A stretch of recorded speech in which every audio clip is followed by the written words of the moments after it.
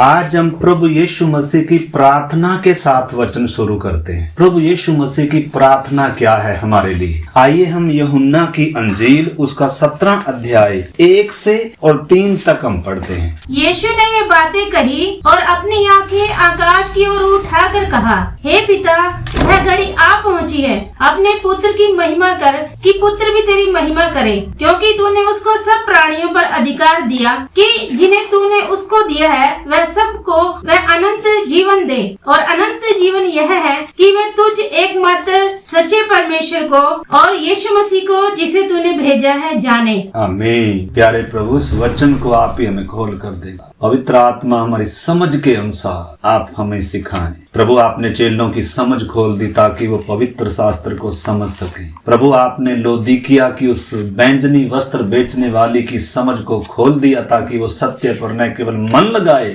बल्कि सत्य को पहचान कर स्वीकार करने पाए। आज शाम प्रभु आप हम सब की भी समझ को खोलना। प्रभु जी धन्यवाद हो। यीशु मसीह के नाम से प्रार्थना मांगते हैं, आमीन। प्रभु यीशु मसीह की प्रार्थना क्या है? हमें दुनिया का कुछ मिल जाए वो प्रार्थना नहीं है, हमने समझना है। विशेषकर हम विश्वासियों के लिए प्रभु की प्रार्थना क्या है? वो ये है कि हम अनंत जीवन पाएं। और अनंत जीवन क्या है? लिखा है कि वे तुझ एकमात्र सच्चे अद्वैत परमेश्वर को और यीशु मसीह को जिसको तूने भेजा है जाने। परमेश्वर को जानना अनंत जीवन है। इंसान की सबसे बड़ी जरूरत रोटी, कपड़ा और मकान नहीं है। वो शरीर के लिए थोड़े समय की जरूरत है, वो बिना मांगे परमेश्वर देता है। प्रभु ने कहा, तुम पहले उसके राज्य और उसकी धार्मिकता की खोज करो। अन्य जातियों की खोज है रोटी, कपड़ा और मकान, लेकिन विशेषकर विश्वासियों के लिए प्रार्थना कर रहा है प्रभु। और क्या प्रार्थना कर रहा है? कि वे तुझ एकमात्र सच्चे परमेश्वर को और यीशु मसीह को जिसे तूने भेजा है जाने। तो परमेश्वर को जानना है बड़ी बात। इसी में अनंत जीवन है। परमेश्वर के बारे में नहीं बल्कि परमेश्वर को जानना। इसीलिए परमेश्वर ने हमें 66 किताबें दी हैं। परमेश्वर को जानने का हमारे पास अच्छा माध्यम है। यीशु मसीह है परमेश्वर को जानने का माध्यम। पवित्र आत्मा है परमेश्वर को जानने का, उसके साथ मेल करने का माध्यम। और पवित्र शास्त्र एक अच्छा माध्यम है जिसके द्वारा हम परमेश्वर को जान सकते हैं। उसके स्वभाव को, उसके गुणों को, उसकी योजनाओं को, उसके प्रेम को, उसके उद्धार के कार्य को, उसके अनुग्रह को, उसके वायदों को, उसकी प्रतिज्ञाओं को। वो कभी झूठ नहीं बोलता, वो कभी बदलता नहीं है। तो हम सबको परमेश्वर ने माध्यम दिए हैं ताकि हम परमेश्वर को जान। मार्ग हमारे पास है, सत्य हमारे पास है, वो माध्यम सब हमारे पास है। पवित्र आत्मा जिसने वचन लिखा है वही पवित्र आत्मा सिखाने के लिए हमारे साथ है, हमारे जीवन में है। प्रार्थना क्या है प्रभु की?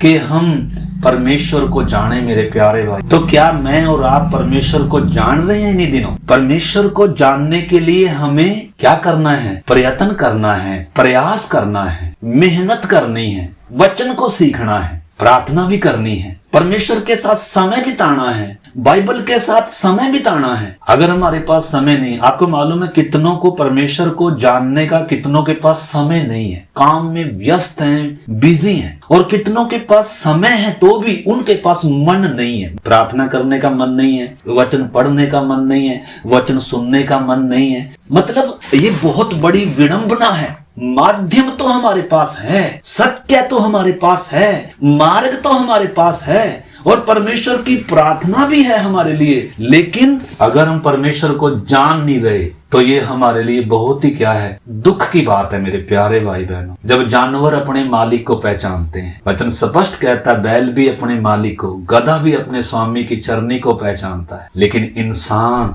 अपने मालिक को पहचानता नहीं है। ये दुख है परमेश्वर के मन में भी। प्रभु चाहता है कि हम परमेश्वर को जानें, क्योंकि एक दिन ऐसा भी आएगा, प्रभु ने स्वयं ने कहा है कि हर कोई जो मुझे प्रभु प्रभु तो कहता है, ऐसा नहीं है कि यीशु पर विश्वास नहीं करते लोग, कह रहे हैं हर कोई जो मुझे प्रभु प्रभु कहता है, हर कोई स्वर्ग के राज्य में प्रवेश नहीं करेगा, क्योंकि प्रभु उनको अभी तक नहीं जानता और वो भी अभी तक प्रभु को नहीं जाने हैं। वो बड़े धोखे में है, वो बड़ी अज्ञानता में है। तो हमें अज्ञानता में नहीं चलना, हमें धोखे में नहीं चलना, हमें वास्तविकता में जीना है। हमें परमेश्वर को, पौलुस कहता है, जिस पर मैंने विश्वास किया है मैं उसे जानता हूँ। और जानता हूं सिर्फ नहीं है, कह रहा है मैं उसे और जानने के लिए मैं अपनी लाभ की बातों को भी क्या समझता हूं, कूड़ा समझता हूं। मतलब परमेश्वर को जानने के लिए हमें बहुत चीजों को कूड़ा समझना पड़ेगा। अगर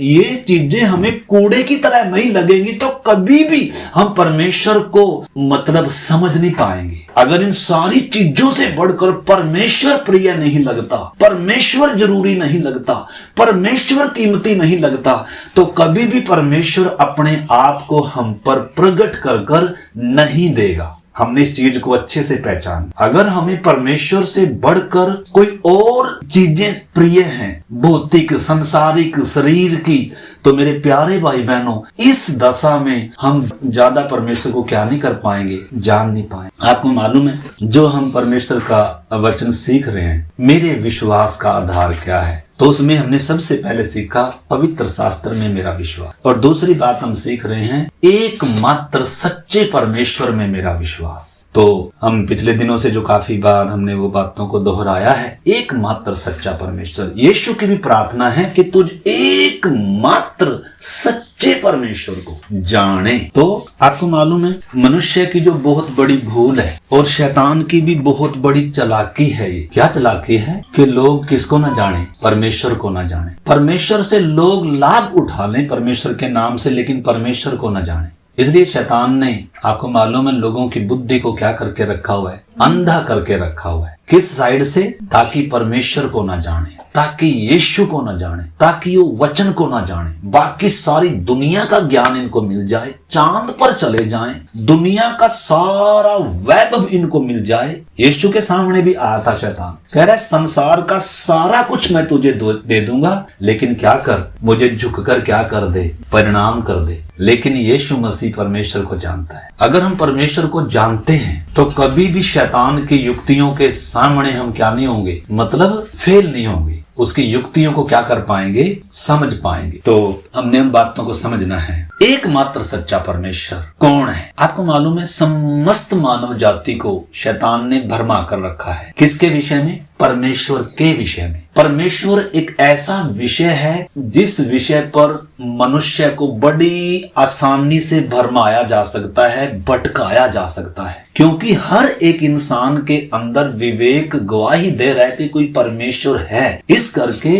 कोई ही मूर्ख ही कहेगा कि कोई परमेश्वर नहीं है, परंतु सबको ये तो आभास है कि परमेश्वर है, परंतु वो परमेश्वर कौन है कर कर इंसान जानता नहीं है। इसलिए परमेश्वर की, प्रभु की प्रार्थना है कि हम परमेश्वर को जानें, हम सत्य को जानें। जब परमेश्वर ने इंसान को बनाया, इंसान परमेश्वर के साथ चलता था, लेकिन जिस रीति से इंसान ने परमेश्वर को जानना चाहिए था, वैसे इंसान परमेश्वर को जानता नहीं था, परंतु उसको मौका था, उसको सौभाग्य था। परमेश्वर जब उसके साथ हर दिन वाटिका में चलता है, अब इंसान ने हर दिन परमेश्वर को जानना था और जानना था, उतने से पर्याप्त नहीं था। कई बार हम उद्धार पा लिया, बपतिस्मा ले लिया, संगति में आ गए, बस इसमें तृप्त हो जाते हैं कि मैंने परमेश्वर को जान लिया। ना, इतने परमेश्वर सीमित नहीं है कि जिसको हम पूरी रीति से जान सके। इसलिए पौलुस कहता है मैं उसको और जानूं, मैं उसको और पाऊं, मैं उसमें पाया जाऊं। तो हमें भी बहुत क्या करना है, मतलब परमेश्वर को हर दिन जानना है, हर दिन उसके कामों के द्वारा, दुख तकलीफ के द्वारा, मुसीबतों के द्वारा, न केवल बाइबल के द्वारा, न केवल वचन के द्वारा, हमारे जीवन में आने वाली घटनाएं भी हमें परमेश्वर को जानने का अवसर देती हैं। दुख बीमारी भी हमें परमेश्वर के करीब लाने के लिए आती हैं। परंतु अगर हम इन बातों को जानेंगे नहीं तो हम तो दुख बीमारी में परमेश्वर से दूर ही चले जाएंगे, हमारा तो विश्वास ही जाता रहेगा। तो हमारे जीवन में आने वाली हर घटना के द्वारा हम परमेश्वर को जानने का हमें क्या है, एक अच्छा अवसर है, तो हम जान सकते हैं। सबसे पहले जब हम देखते हैं, आदम और हवा जैसे परमेश्वर को जानना था वैसे परमेश्वर को जानते नहीं थे, इसलिए शैतान के द्वारा बड़ी आसानी से क्या किए गए, वो भरमाए गए और उन्होंने क्या कर दिया। देखो उसी वचन से हम शुरू करते हैं, मेरे साथ आप निकाल लें उत्पत्ति की किताब और 3 अध्याय 4-5 वचन हम पढ़ेंगे। तब सर्प ने स्त्री से कहा, तुम निश्चय न मरोगे, वरन परमेश्वर आप जानता है कि जिस दिन तुम उसका फल खाओगे उसी दिन तुम्हारी आंखें खुल जाएंगी और तुम भले बुरे के ज्ञान पाकर परमेश्वर के तुल्य हो जाओगे। हाँ, शैतान की सबसे बड़ी जो चालाकी है क्या है, और इंसान की भी सबसे बड़ी जो भूल है वो क्या है। शैतान कहता है कि तुम ये जो आज्ञा तोड़ लो, पाप कर लो और तुम कभी नहीं मरोगे, मैं तुम्हें गारंटी देता हूँ। ये झूठों का बाप है, शैतान झूठों का पिता है। न केवल इसने आदम और हवा को भरमाया बल्कि ये सारे संसार का भरमाने वाला है। किस विषय में? परमेश्वर के विषय में। क्या कह रहा है? पहली बात तो कह रहा है तुम मरोगे नहीं, दूसरी बात क्या कह रहा है, तुम्हारी आंखें खुल जाएंगी, बुद्धि मिल जाएगी और तुम क्या हो जाओगे, तुम परमेश्वर के तुल्य हो जाओगे, परमेश्वर के तुल्य हो जाओ। आपको मालूम है सृष्टि में और सृष्टिकर्ता में जमीन और आसमान का अंतर है। सृष्टि कभी भी सृष्टिकर्ता के तुल्य नहीं हो सकती, लेकिन शैतान की धोखा क्या है कि तुम परमेश्वर के तुल्य हो जाओगे। इंसान के अंदर शैतान ने शुरू से ही एक बात डाली है कि तुम मरोगे भी नहीं और तुम परमेश्वर के तुल्य हो जाओगे। इसलिए मैं जो तुम्हें रास्ता बता रहा हूं ना, उस रास्ते को अपनाओ। तो न केवल आदम और हवा भरमाए गए बल्कि पूरी मानव जाति भरमाई गई। एक वचना मेरे साथ पढ़ लीजिए, प्रकाशित वाक्य 12 अध्याय और 9 वचन। तब वह बड़ा अजगर अर्थात वही पुराना सांप जो इबलीस और शैतान कहलाता है, सारे संसार का भरमाने वाला है, पृथ्वी पर गिरा दिया गया और उसके दूत उसके साथ गिरा दिए गए। एक समय आ रहा है, शैतान अभी गिराया नहीं गया। शैतान को अभी भी अधिकार है स्वर्ग तक में जाने का, अभी भी ये दोष लगाने वाला है, अभी भी परमेश्वर के वहां जाता है। शैतान की और परमेश्वर की कोई दुश्मनी नहीं है। लूसीफर गिराया गया था, लेकिन शैतान आज भी काम कर रहा है, वो गिराया नहीं गया। लूसीफर शैतान के ही अधीन होकर काम कर रहा है। लूसीफर भी शैतान ही बन गया, लेकिन शैतान अलग है, जिसने लूसीफर को भी गिराया, जिसने आदम और हवा को गिराया, जिसने संपूर्ण मानव जाति को भरमाया। तो इसलिए एक समय आ रहा है, कलीसिया उठाए जाने के बाद 12 अध्याय में आकर शैतान भी गिराया जा रहा है। और वो कहाँ जब गिराया जाएगा, वो सीधा मसीह विरोधी में समाएगा आकर। अभी मसीह विरोधी का युग आने वाला है, 7 साल का उसका युग रहेगा। वो बहुत बड़े बड़े चमत्कार करेगा, मूर्ति में जान डालेगा, आकाश से आग गिराने की उसको शक्ति दी जाएगी, अधिकार दिया जाएगा, ताकि मानव जाति को पूरा भरमाए। आपको मालूम है किसको भी भरमाएगा? इजराइल को भी भरमाएगा। वो भी उसको अपना मसीहा मानेंगे, वो भी उसको अपना परमेश्वर मानेंगे। जब असली मसीहा आया तो उसको पहचाना नहीं, क्योंकि उनकी जरूरत के अनुसार बातें नहीं करी, उनकी मनोकामनाएं पूरी नहीं करी, परंतु ये उनकी मनोकामना पूरी करेगा। आज आपको मालूम है इंसान की जो भी कोई मनोकामना पूरी कर दे, उसी को क्या मान लेते हैं? वो परमेश्वर मान लेते हैं। और शैतान ने क्या किया? इस अज्ञानता का भरपूरी से फायदा उठाया और ईश्वर बनकर बैठा है। हर किसी की मनोकामना पूरी करने के लिए क्या है? तैयार है। तो न केवल आदम हवा भरमाए गए बल्कि पूरी मानव जाति भरमाई गई, और न केवल पूरी मानव जाति भरमाई गई, आज की मसीहत भरमाई गई। आज की मसीहत भरमाई गई है। परमेश्वर को जानते नहीं है, परमेश्वर का स्वभाव, परमेश्वर का सनातन योजना, परमेश्वर के गुण जानते नहीं है। सिर्फ यीशु के नाम में क्या करते हैं? आशीष मिलेगी, बरकत मिलेगी। वो चर्च भी जाते हैं, वो प्रार्थना भी करते हैं। बहुतों ने तो बपतिस्मा तक भी नहीं लिया, कह रहे हमें बपतिस्मा लेने की भी जरूरत नहीं है। इसका मतलब इनको किसका ज्ञान नहीं है? परमेश्वर का ज्ञान नहीं है। यीशु के बारे में जानते नहीं है, वचन के बारे में जानते नहीं है। क्या समझना है हमने? पौलुस की चिंता क्या थी? पौलुस का डर क्या था कलीसिया के लिए? कह रहा है मैं डरता हूँ। क्या डर है पौलुस को कलीसिया के लिए? कह रहा है जैसे बड़ी चतुराई से सांप ने, धूर्त सांप ने बड़ी चालाकी से हवा को भरमाया था, ऐसे ही तुम्हारे मन भी, कलीसिया का मन भी, विश्वासियों का मन भी भरमाया ना जाए। शैतान दूसरे यीशु यीशु के नाम से भी काम कर रहा है। आज आप कैसे पहचानोगे? मैं असली यीशु का प्रचार कर रहा हूं कि दूसरे यीशु का प्रचार कर रहा हूं। मैं असली सुसमाचार प्रचार कर रहा हूं कि दूसरा सुसमाचार प्रचार कर रहा हूं। मैं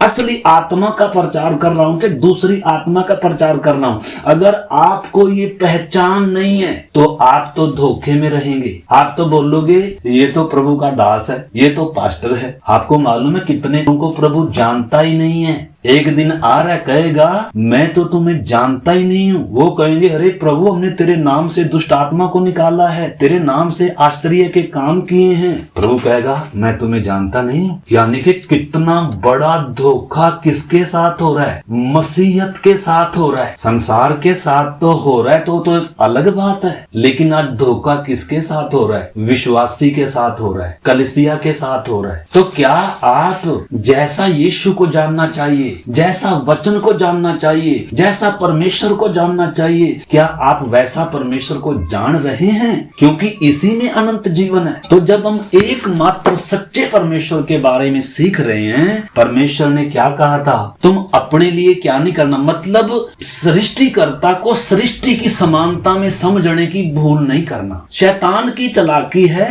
कि इंसान के मन में ये डाल दे कि तू परमेश्वर के तुल्य है, तो परमेश्वर के तुल्य हो सकता है। इसलिए आपको मालूम है आज सृष्टि को सृष्टिकर्ता की तुलना में लाया गया है। इंसान की जो सबसे बड़ी भूल है और शैतान की जो सबसे बड़ी कामयाबी है वो क्या है कि सृष्टिकर्ता की तुलना में इंसान खुद को समझे। इजराइल को परमेश्वर ने कहा था, देखो इजराइल के बारे में, हम हवा के बारे में, कलीसिया के बारे में और संसार के बारे में हम देखते समय में, तो सबसे पहले हमने आदम और हवा के बारे में देखा कैसे भरमाए गए, कलीसिया कैसे भरमाई जा रही है, विश्वासी कैसे भरमाए जा रहे हैं। यीशु के नाम में तुम्हें आपको मालूम है आज इतने चैनल खुले हुए हैं और इनके इतने सब्सक्राइबर हैं। उद्धार का वचन नहीं बताएंगे, पापों की माफी कैसे मिलेगी, परमेश्वर से मेल कैसे होगा वो नहीं बताते, आपको आशीष कैसे मिलेगी, आपकी दुख समस्या कैसे जाएगी, आपको मतलब नौकरी कैसे मिलेगी, आपको चंगाई कैसे मिलेगी। मतलब नासवान चीजों पर, शरीर की चीजों पर। मैं ये नहीं कह रहा हूँ कि प्रभु हमें शरीर में चंगाई नहीं देता, लेकिन प्राथमिकता क्या होनी चाहिए? शरीर की चीजें नहीं, नासवान चीजें नहीं, प्राथमिकता वचन होना चाहिए, प्राथमिकता परमेश्वर के साथ संबंध होना चाहिए, प्राथमिकता उद्धार होना चाहिए, प्राथमिकता परमेश्वर को जानना होना चाहिए। यीशु ने क्या कहा? तुम पहले उसके राज्य और उसकी धार्मिकता की क्या करो? खोज करो, ये सब वस्तुएं भी तुम्हें मिल जाएंगी, क्योंकि परमेश्वर को मालूम है ये सब चीजें तुम्हारी आवश्यकता है, तुम्हें चाहिए। परंतु शैतान कहता है पहले तुम इन चीजों पर मन लगाओ, परमेश्वर बाद में। तो हमने समझना है। आप मेरे साथ निकालो भजन संहिता उसका 106 अध्याय 19 से ध्यान से समझना। देखो इजराइल ने क्या किया। इजराइल को परमेश्वर ने मिस्र से छुड़ाया और दिखाया कि मैं एकमात्र सच्चा परमेश्वर हूँ, मेरे तुल्य कोई नहीं है, मेरे बराबर कोई नहीं है, किसी को भी मेरे बराबर समझने की भूल नहीं करना। इंसान सृष्टि है, मैं सृष्टि करता हूँ। लेकिन आपको मालूम है जैसा इजराइल ने भी परमेश्वर को जानना चाहिए था वैसा जाना नहीं। और क्या किया आखिर में 19 आयत में? उन्होंने होरेब में बछड़ा बनाया। क्या बनाया? बछड़ा बनाया। किसने? परमेश्वर को जानने वालों ने। परमेश्वर को जैसा जानना चाहिए आज हम वैसा जानते नहीं हैं। आदम और हवा को जैसा परमेश्वर को जानना चाहिए था वैसा वो जानते नहीं थे। मौका था जानने का, लेकिन शैतान के बहकावे में आ गए। शैतान का झूठ कामयाब हो गया और इंसान की ये भूल थी कि मैं परमेश्वर के तुल्य हो जाऊंगा। परमेश्वर के तुल्य कोई नहीं है, परमेश्वर की बराबरी कोई नहीं कर सकता। इजराइल ने क्या भूल करी? लिखा है उन्होंने क्या बना लिया? बछड़ा बना लिया और ढली हुई मूर्ति को दंडवत किया। मूर्ति के आगे क्या कर रहे हैं? दंडवत कर रहे हैं। किसने? विश्वासी हैं। जैसा परमेश्वर को जानना है वैसा जानते नहीं है। और आगे लिखा है यूं उन्होंने अपनी महिमा अर्थात परमेश्वर को घास खाने वाले बैल की प्रतिमा में बदल डाला, सच्चाई को झूठ में बदल डाला। अविनाशी परमेश्वर की महिमा को 4 पांव वाले जानवर की समानता समानता में बदल डाला। यह इंसान की सबसे बड़ी भूल, यह इंसान की सबसे बड़ी मूर्खता, यह शैतान की सबसे बड़ी चालाकी आज मसीहत में भी वही काम कर रहा है। परमेश्वर के विषय में, यीशु के विषय में, पवित्र आत्मा के विषय में, आराधना के विषय में, प्रभु भोज के विषय में, बपतिस्मे के विषय में आज की मसीहत पूरी भरमाई हुई है। बपतिस्मा क्यों लेना है, कब लेना है, कितनों को मालूम ही नहीं है। प्रभु भोज क्यों लेना है, कितनों को मालूम ही नहीं है। यीशु मसीह कौन है, पवित्र आत्मा का क्या काम है, बहुत सारी मसीह समाज आज इन बातों को जानते ही जैसे उनको पास्टर बहका रहा है, चाहे सही बता रहा है चाहे गलत बता रहा है, वो पास्टर को ही सही मानकर चल रहे हैं। उनके पास समय नहीं है कि इस बाइबल को पढ़े। इसलिए परमेश्वर ने हमें 66 किताबें हमारी हाथ में, हमारी भाषा में लिख कर दी ताकि हम क्या करें, हम इस वचन को पढ़े मेरे प्यारे भाई बहनों। तो इधर लिखा है उन्होंने परमेश्वर की महिमा को किसमें बदल दिया, जानवर की समानता में बदल दिया। लिखा है वे अपने उद्धारकर्ता परमेश्वर को भूल गए जिसने मिस्र में बड़े बड़े काम किए थे, इनको छुड़ा कर लेकर आया था। इन्होंने उसके काम देखे थे, मिस्र के सारे देवताओं को दंड दिया था, लेकिन उस परमेश्वर को क्या कर दिया, बुला दिया। इंसान ये चाहता है हमारे आगे कुछ दिखनी चाहिए चीज, मतलब हमें कुछ ना कुछ शकल सूरत दिखनी चाहिए। इसलिए यीशु मसीह की भी क्या बना ली, आज मूर्तियां बना दी। मरियम की भी क्या है, मूर्तियां हैं। क्रूस की भी क्या है, क्रूस टंगा हुआ है। और कितने लोग अनजाने में क्या करते हैं, उसको कुछ समझते हैं, मतलब मूर्ति के प्रति श्रद्धा है। मूर्ति परमेश्वर नहीं है, मूर्ति यीशु मसीह नहीं है, लेकिन फिर भी मसीह समाज क्या समझ रहा है आज। इस करके हम दोष नहीं लगा रहे मेरे प्यारे भाई बहनों, लेकिन सच्चाई सच्चाई है, हमने पहचानना है, समझना है। यीशु की प्रार्थना है कि हम एकमात्र सच्चे परमेश्वर को जाने, उसकी तुलना किसी से नहीं कर सकते, उसकी उपमा किसी से नहीं दे सकते, उसकी बराबरी में किसी को ला नहीं सकते। वो एक ही है। उसने कहा है, हम पिछली बार सीख रहे थे, तुम परमेश्वर को किसके तुल्य बताओगे, किससे मेरी उपमा दोगे कि मैं उसके समान ठहरूं। सृष्टि से सृष्टिकर्ता की उपमा नहीं दी जा सकती, सृष्टि से सृष्टिकर्ता की तुलना नहीं की जा सकती। वो एकमात्र है, उसके बराबर कोई नहीं है, उसके जैसा कोई नहीं है, उसके तुल्य कोई नहीं है। शैतान चाहता है कि उसके तुल्य इंसान अपने आप को समझे, इसलिए वही अटैक किया कि तुम परमेश्वर के तुल्य हो जाओगे। इसलिए आज कितने लोग आपको मालूम है अलग अलग धर्मों में परमेश्वर के प्रति अलग अलग ख्याल रखते हैं, अलग अलग विचारधाराएं हैं। एक समाज ऐसा भी है जो मानते हैं कि हमारे अंदर जो आत्मा है ना, ये परमात्मा का ही अंश है, यानी कि इंसान के अंदर जो आत्मा है ये परमेश्वर है, परमेश्वर का ही अंश है, परमेश्वर का अंश नहीं है। ये परमेश्वर ने मनुष्य की आत्मा रचकर उसके अंदर डाली है। परमेश्वर अलग है, इंसान अलग है। कितने कह रहे हैं परमेश्वर हमारे अंदर है, कितने कह रहे हैं परमेश्वर कण कण में है। परमेश्वर के विषय में मतलब इंसान अंधेरे में रखा गया है, अज्ञानता में रखा गया है। शैतान इसमें कामयाब हो गया, न केवल संसार को भरमाने में कामयाब हो गया, बल्कि मसीहत भी बहुत सारी भरमाई जा रही है। इस करके इन्हीं दिनों हमें वचन के द्वारा, यीशु के द्वारा सही रीति से सत्य को पहचानना है। 28 वे और वाले बाल देवता को पूजने लगे और मुर्दों को चढ़ाए हुए पशुओं का मांस खाने लगे। किसको पूजने लग गए, बाल देवता को पूजने लग गए। कौन, परमेश्वर को जाने हुए, परमेश्वर को चखे हुए लोग, छुटकारा पाए हुए लोग क्या करने लग गए, भटक गए, भरमाए गए। तो मुझे और आपको पूरा चांस रहता है हर दिन के हम भरमाए जाएं, चांस है पूरा। इसलिए वचन में लिखा डरते और कांपते अपने अपने उद्धार के काम को क्या करो, पूरा करो। इसलिए परमेश्वर ने कहा था, जो इजराइल में राजा बनता है ना, उनको कहा था परमेश्वर ने, राजा के लिए आदेश थे कि व्यवस्था की नकल अपने पास रखनी है और उसको हर रोज पढ़ना है। इजराइल का महान राजा था सुलेमान राजा, जिसकी बाइबल में सबसे लंबी प्रार्थना है, जिसने परमेश्वर का भवन बनवाया था। आपको मालूम है उसने भी किसकी उपासना करी और किसके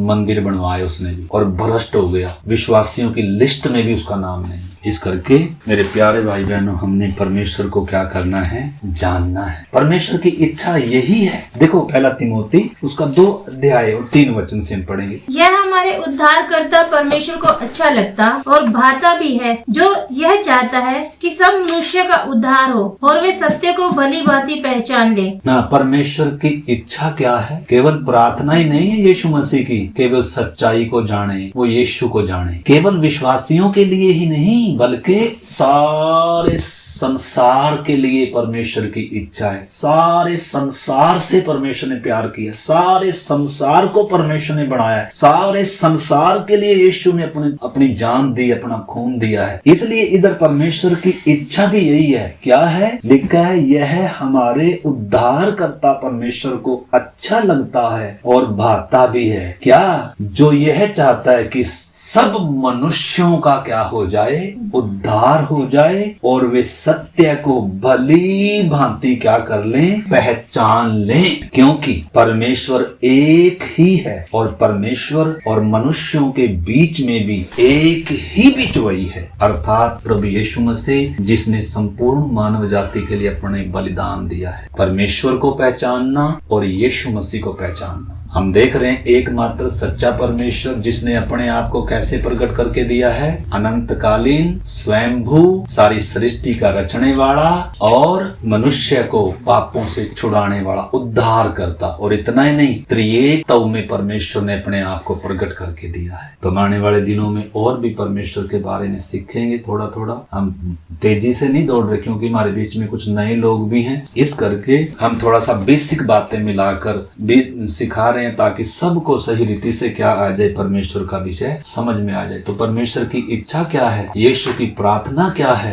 ताकि हर किसी का उद्धार हो जाए, हर कोई सत्य को पहचान ले। परमेश्वर एक ही है, लेकिन शैतान ने आज कितने ईश्वर बना दिए। इंसान को भी परमेश्वर के तुल्य बनाकर खड़ा करके रखा हुआ है। जीव जंतुओं को, सृष्टि को परमेश्वर की समानता में खड़ा करके रखा हुआ है। आज इंसान कंफ्यूज है, आज विश्वासी भी कंफ्यूज है, किसको सही माने, कौन सच्चा है। इसलिए जो चमत्कार दिखा देगा वही सच्चा मानकर चल रहे। जो क्या दिखा देगा, क्या हमें जो कोई चमत्कार दिखा देगा वही सच्चा। यीशु मसीह क्रूस पर जब लटका था, लोग कह रहे थे तू बस उतर कर दिखा दे और तुझे अभी हम अपना मसीहा मान लेंगे और अभी तुझे अपनी स्वीकार कर लेंगे। उतर कर दिखा दे, एक बार चमत्कार दिखा दे हमें। यीशु ने उतर कर थोड़ा दिखाया, यीशु चमत्कार दिखाकर थोड़ा किसी को विश्वास में लाएगा। शैतान का काम है चमत्कार दिखाए और लोगों को भरमाए, लोग चमत्कार को देखकर विश्वास करें। प्रभु चाहता है आप उसके प्रेम को जानकर उस पर विश्वास करें, उसके व्यक्तित्व को जानकर उस पर विश्वास करें। चमत्कार हो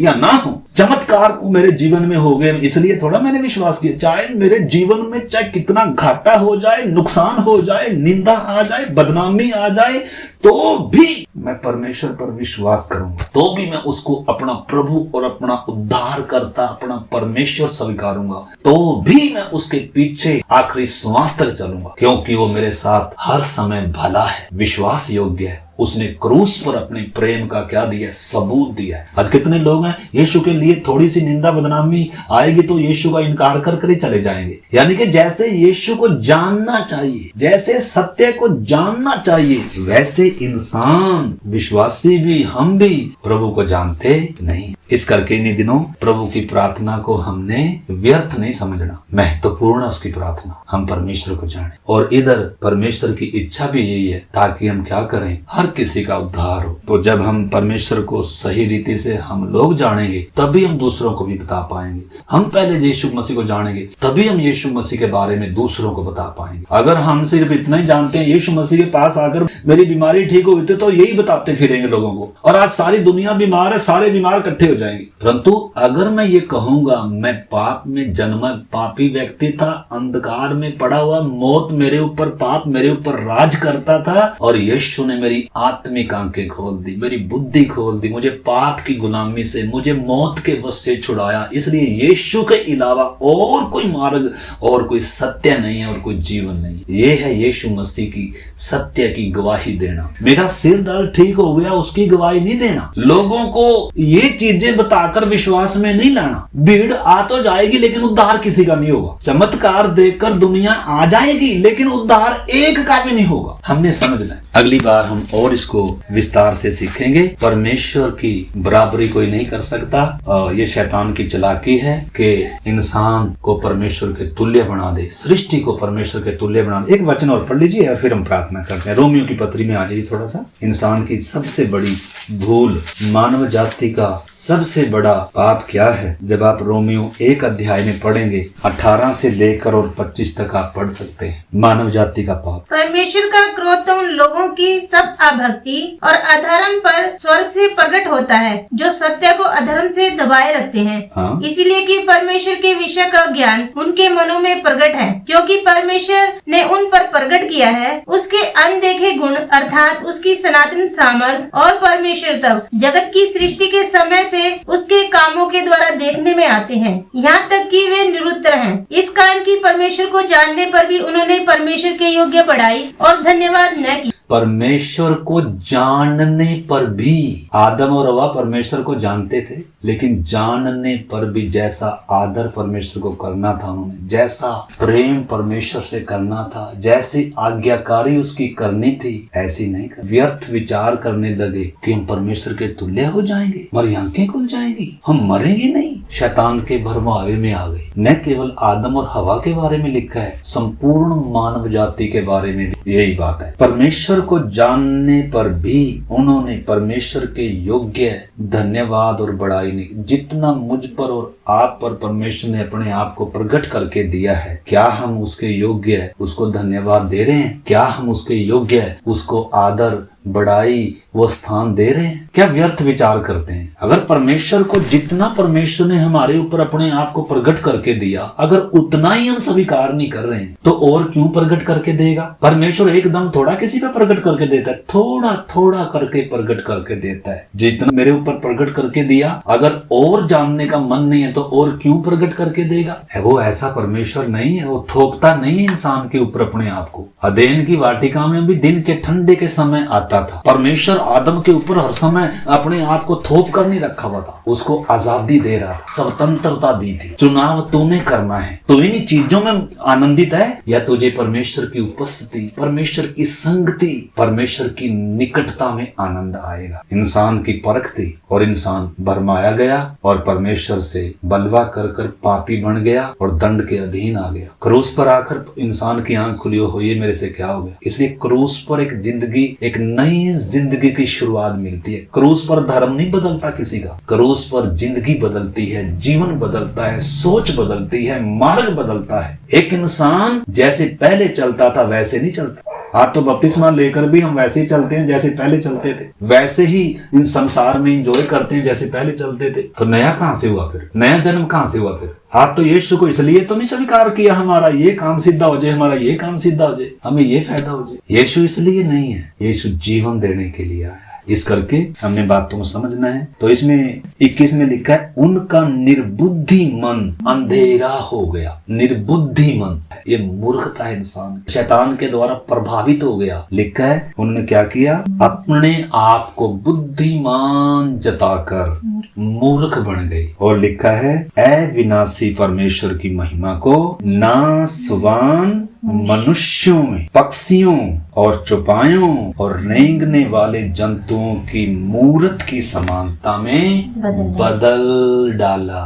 परमेश्वर को किसकी समानता में ले आए? नासवान सृष्टि की समानता में ले आए। ये इंसान की सबसे बड़ी मूर्खता है। इस करके आगे परमेश्वर का वचन क्या कहता है? इस कारण परमेश्वर ने उन्हें उनके निकम्मे मन पर क्या कर दिया? छोड़ दिया। और 25 में लिखा है, क्योंकि उन्होंने परमेश्वर की सच्चाई को बदलकर झूठ बना डाला और सृष्टि की उपासना और सेवा की, न कि उस सृजनहार की जो सदा धन्य है। हम सृष्टिकर्ता का स्थान सृष्टि को नहीं दे सकते, हम परमेश्वर का स्थान किसी और को नहीं दे सकते, हम परमेश्वर की समानता में किसी को नहीं समझ सकते, पास्टर को नहीं या किसी इंसान को नहीं। आज कितना इंसान धोखे में है। आज पूरी मानव जाति को जब हम देखते हैं, मतलब इंसान सृष्टि को सृष्टिकर्ता मानकर चल रहा है, सृष्टि को आदर कर रहा है, चाहे वो पहाड़ हो, नदियां हो,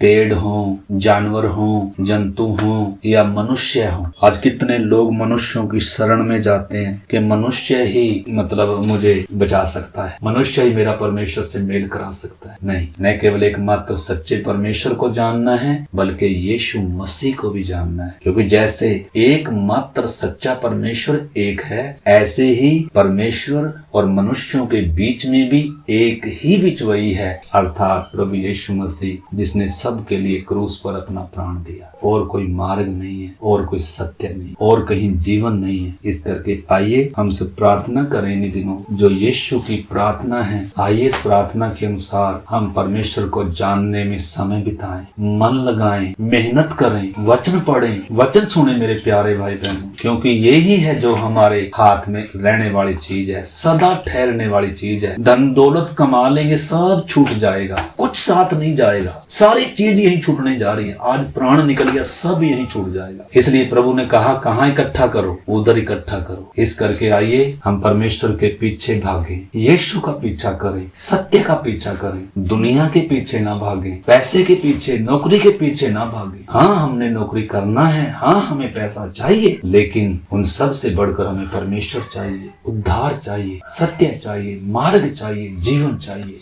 इस करके आइए हम प्रार्थना। हालेलुया, धन्यवाद। सब प्रार्थना एक समर्पण करें आज से परमेश्वर को जानने का, यीशु मसीह को जानने का, प्रार्थना का जीवन मांगे, वचन संगति का जीवन मांगे। प्रभु मैं वचन पढ़ूंगा, प्रार्थना करूंगा, समय बिताऊंगा, क्योंकि वचन में लिखा है, स्वर्ग का राज्य खेत में छिपा कर रखा हुआ खजाना है। स्वर्ग के राज्य पर जोर होता आया है और बलवान ही छीन लेंगे। हालेलुया। प्रभु हम एक के कोई न दिनों सचमुच में आपको जानने की और भी जिज्ञासा आए, भूख आए, प्यास आए, क्योंकि तूने कहा है जो कोई प्यासा होगा वो तृप्त किया जाएगा। हालेलुया। प्रभु धन्यवाद आज की संगति के लिए, आज के वचन के लिए। हम हर एक को तुझे एकमात्र अद्वैत सच्चे परमेश्वर को और प्रभु यीशु मसीह को जानने में हमारी सहायता करें। पवित्र आत्मा हमारी सहायता करे। वचनों को हमें खोल कर दें प्रभु जी। हम वचनों को सुनने वाले न बने, बल्कि वचनों के अनुसार चलने वाले बने, वचनों को ग्रहण करने वाले बने।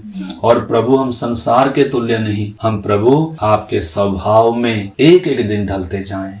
हम सब की आप सहायता करें। धन्यवाद, सारा आदर, सारी महिमा प्रभु हम आपको देते हैं। प्रार्थना को हमारे उद्धार करता प्रभु यीशु मसीह के नाम से मांगते हैं, आमीन।